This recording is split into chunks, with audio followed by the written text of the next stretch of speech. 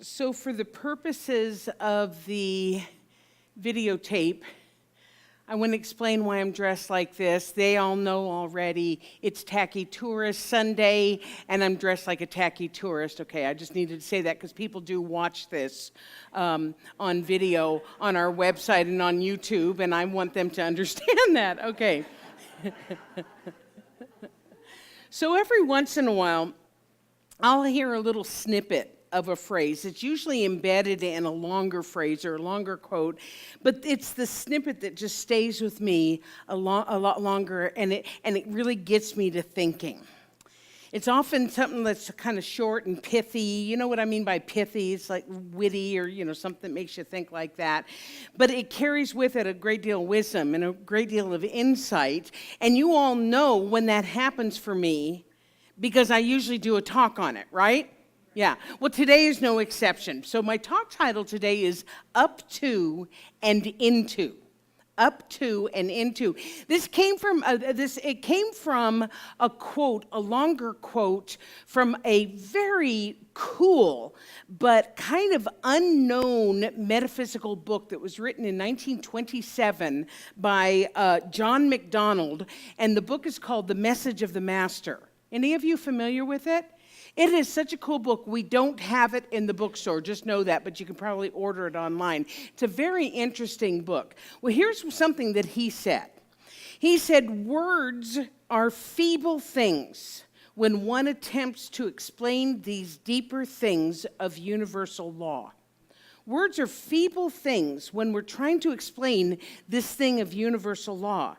He says one really must gradually and patiently advance up to and into them in order to understand.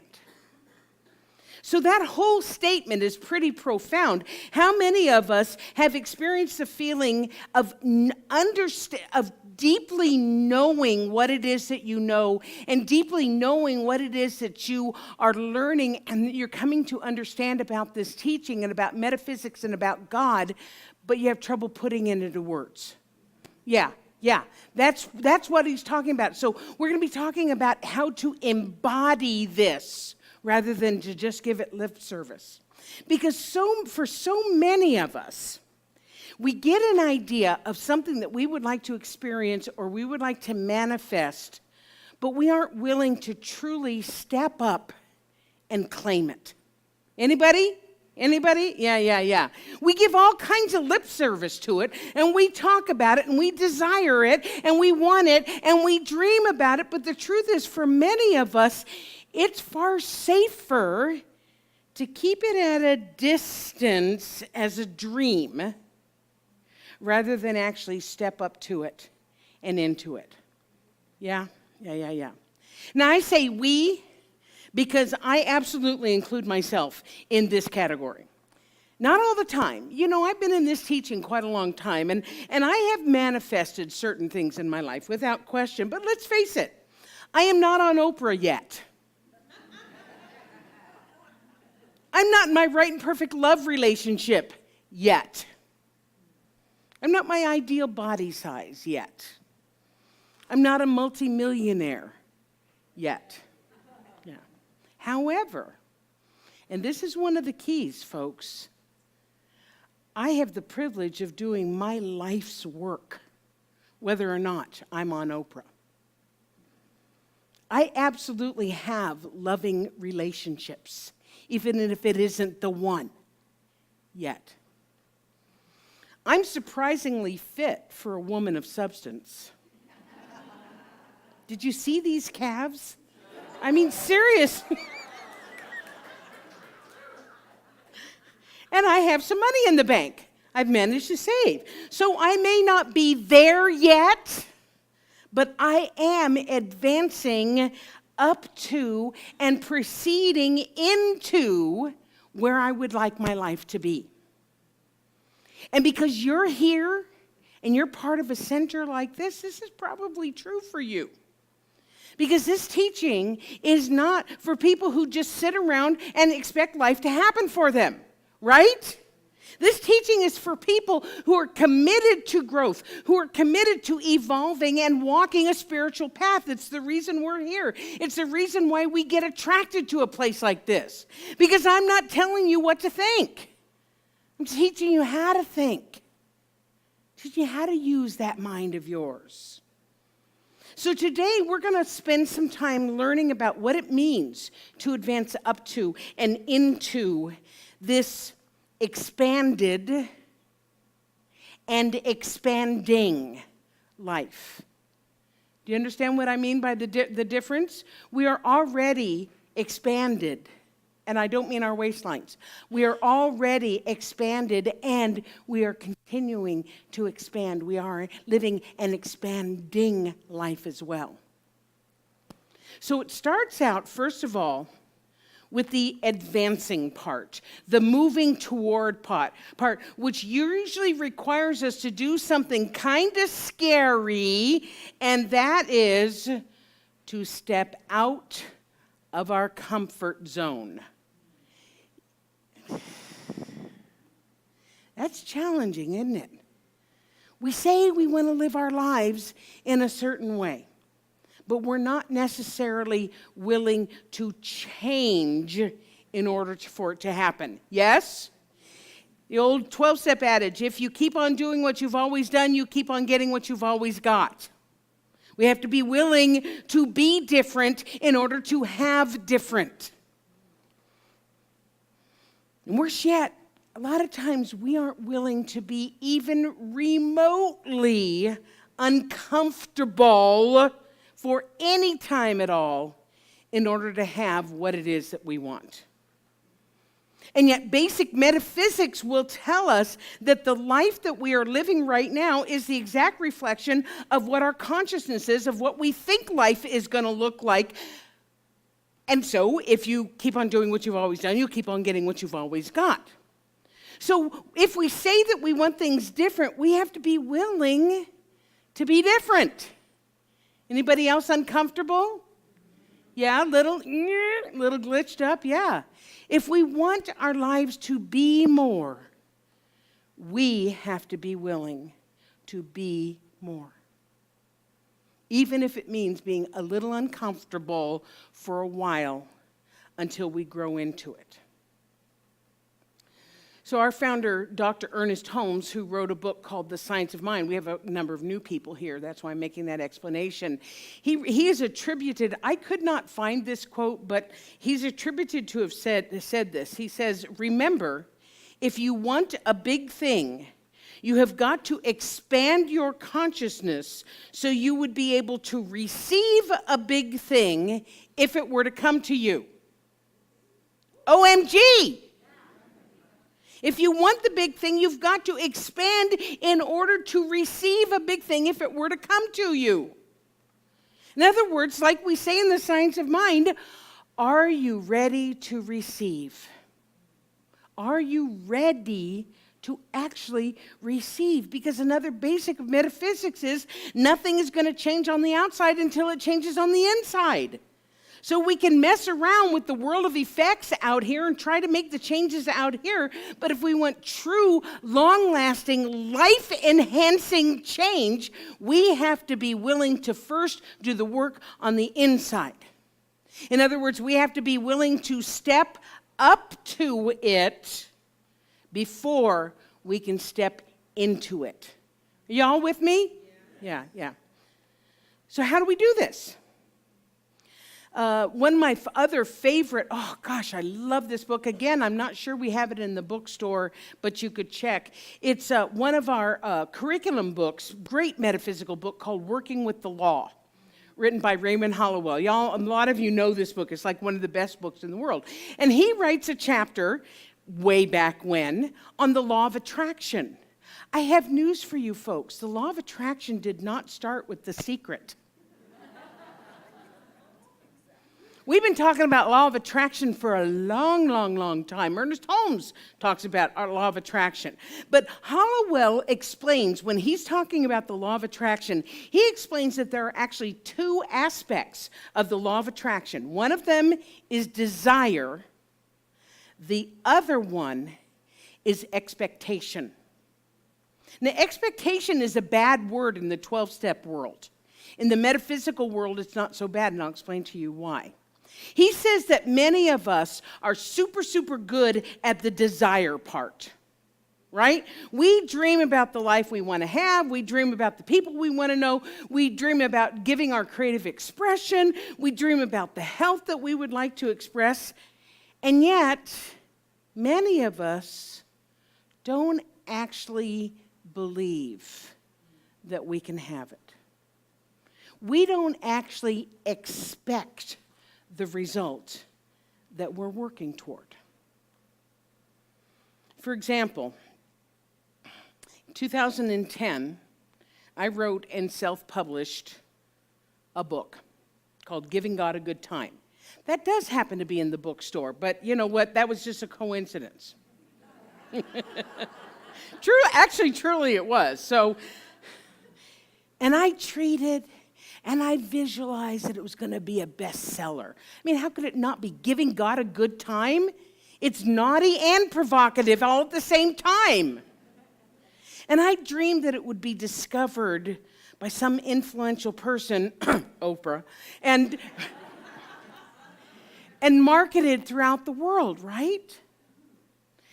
And yet the truth is, I didn't really expect that to happen. I expected that people would like it, and I would sell a few thousand copies. And guess what? People like it, and I sold a few thousand copies. So I had a strong desire for success. I mean, otherwise I wouldn't have bothered writing the book, but I didn't work enough with the other side of that law, which was the expectation side of the law. Holloway wrote this: when an individual earnestly desires a thing, he sets up a line of force that connects him with the invisible side of the good desired. Expectation is the drawing force of the mind which acts in the invisible realm. Oh my God! I'm going to read it again because it's so good. When an individual earnestly desires a thing, he sets up a line of force that connects him with the invisible side of the good desired. Expectation is the drawing force of the mind which acts in the invisible realm. And then he goes on to say, desire connects you with the thing desired, and expectation draws it into your life. Whew. So I invite you to ask yourselves, in your heart of hearts, not spiritual bypass, oh yes, everything's so wonderful, or not, not when you're trying to sound good to your friends and your neighbors. In your heart of hearts, do you really and truly expect that you can have, that you can be, that you can experience the life you're dreaming of having and being and experiencing? Or do you simply dream about it with very little expectancy of the desired outcome? And if this is true for you, because it's true for me, it's nothing to be embarrassed about. Let me tell you what I mean by that. The fact is, most of us, I'd say the vast majority of us, were not brought up to expect our good. Would you agree with me? Yeah. We are told to be reasonable. We're told to toe the line. We're told not to make a spectacle of ourselves. Oh, wait. Where did that come from? We're told not to be too big for our britches. Yeah? Yeah. However, for people like us, people who are drawn to a teaching like this, we're beginning to understand that there is an abundant and limitless universe out there, even if we're not fully realizing it yet. So even if we aren't there yet, even if we aren't fully actualized yet, we are waking up to knowing and understanding that there is more in the world and that we can indeed have it. Can I get an amen? Can I get a woo-hoo? All right. Ernest Holmes said this: the great lesson is that life delivers itself into our capacity to receive it. The outpouring from the cosmic horn of plenty can only fill the cup that is lifted up toward it. A pail turned on its side cannot be filled with rain from heaven. Yes, yes. So part of the reason that we are here, part of our life lesson, ladies and gentlemen, is about developing our receiver to include both the desire and the expectancy of good. Everybody go like this. Come on, play with me.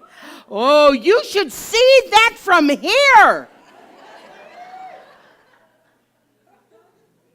Wow. Okay, put your hands down now. It's distracting me. Wait, come up here. Monica, come up here. Put them back up again. Come on, play with me. Play with me. Wow. Wow.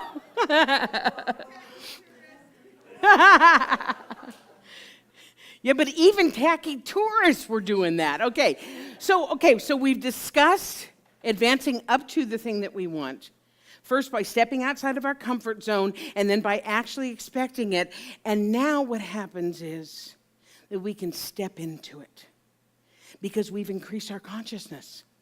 We've raised our vibration so that it's now a match for what it is that we want. So now, when we step into it, when we are ready to embody it, it fits us like a glove because it is ours by right of consciousness. And here's the even better news.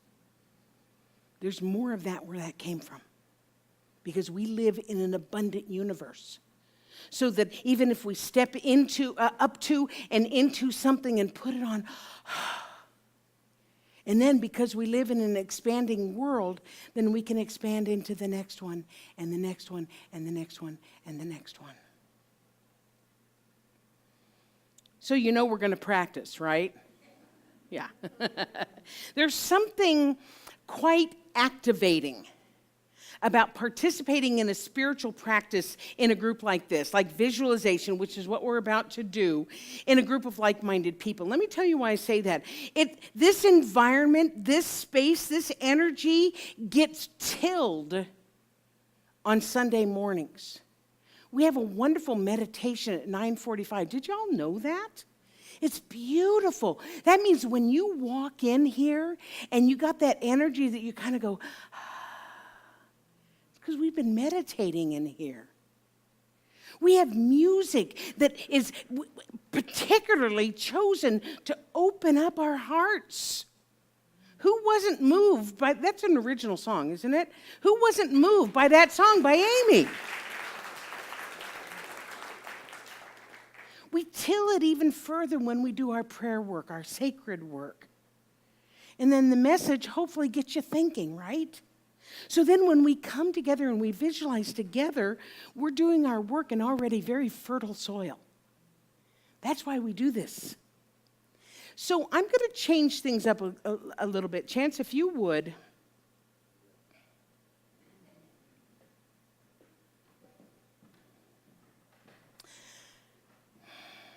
You guys willing to play with me a little bit today? Okay, so I want you to, if you can, I want you to stand up and go find a space somewhere around the room. Stand up and go find a space somewhere around the room. If you would prefer not to, stay seated. It's fine. We can do this another way. So if you are standing and you found your space around the room, or if you're still sitting wherever you are, I invite you to close your eyes Make sure you're safe. And begin to visualize that you are surrounded by an energy or a feeling of love, of good, of possibility. Breathe it in.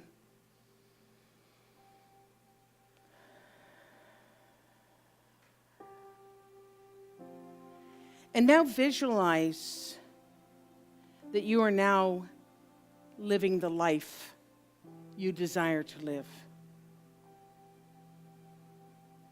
Not necessarily the material things, but how that life allows you to feel.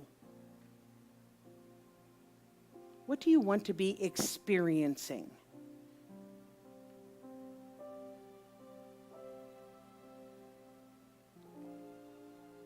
And now that you have a feeling tone for what you want to be experiencing, begin to mentally open up your receptors.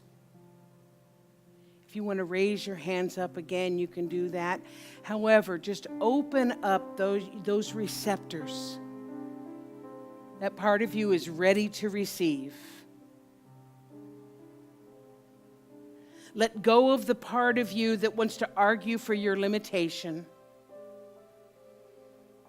Allow yourself to be open and receptive to possibility.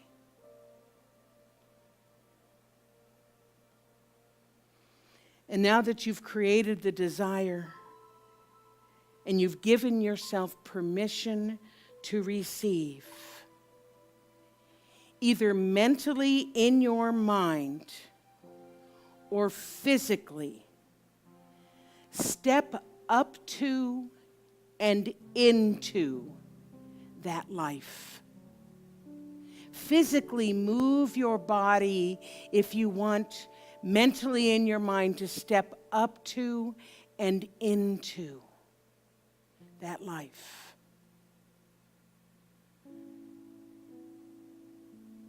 And see how it fits you like a glove. Feel the love, feel the joy, feel the peace. Feel the prosperity, the potential, the vitality. Feel the rightness of that life. Put it on like a fine cloak. Experience that feeling of being deserving. It is natural. This life that you are now living, it is yours by right of consciousness.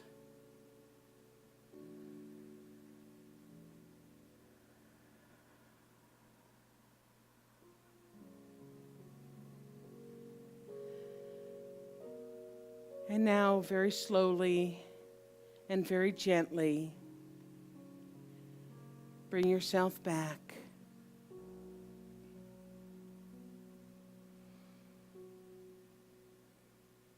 Back to the room, back to this time.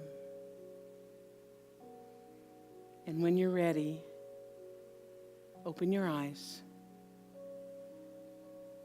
Find your seat again.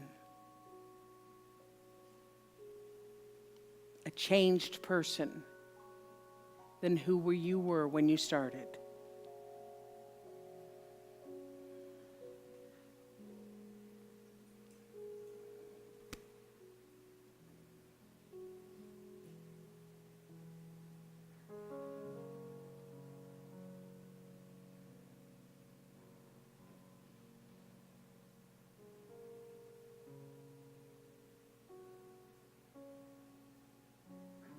Everybody back?